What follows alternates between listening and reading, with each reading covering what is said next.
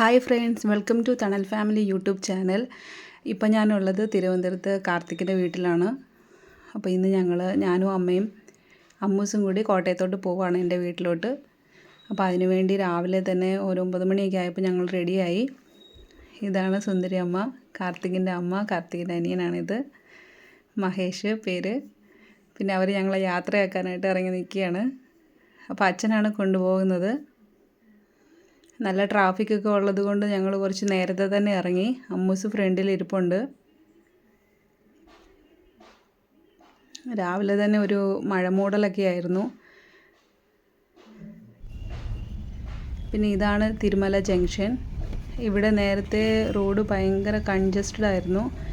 ഇപ്പോൾ കുറച്ച് വീതിയൊക്കെ കൂട്ടി.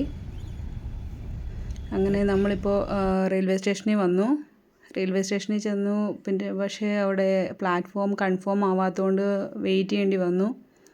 ഒരു ½ ആൻ അവർ വെയിറ്റ് ചെയ്തു.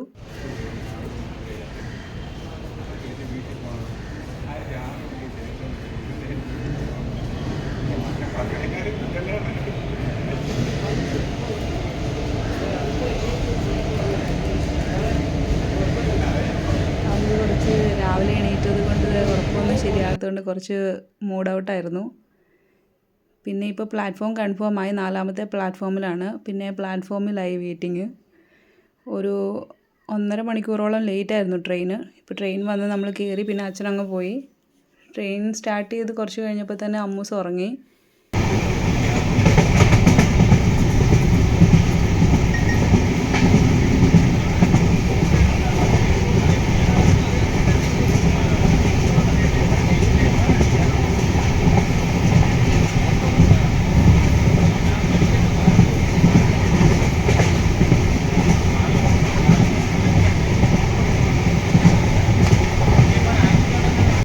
അമ്മൂസ് പിന്നെ ഉറക്കമൊക്കെ കഴിഞ്ഞ് എണീറ്റ് ഇപ്പോൾ പഴംപൊരി വാങ്ങിച്ചു കൊടുത്തു. അപ്പോൾ അവളത് കഴിച്ച്, അവൾക്ക് ആ ടേസ്റ്റ് വളരെ ഇഷ്ടപ്പെട്ടു.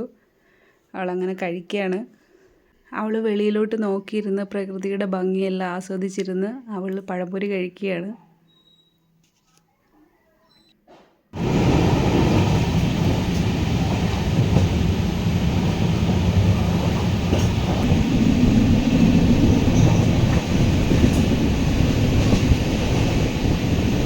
നല്ലൊരു ക്ലൈമറ്റായിരുന്നു. വെയിലോ ചൂടോ ഒന്നും ഇല്ലാത്തതുകൊണ്ട് വേറെ കുഴപ്പങ്ങളൊന്നും ഇല്ലാതെ നല്ലൊരു ജേർണി ആയിരുന്നു.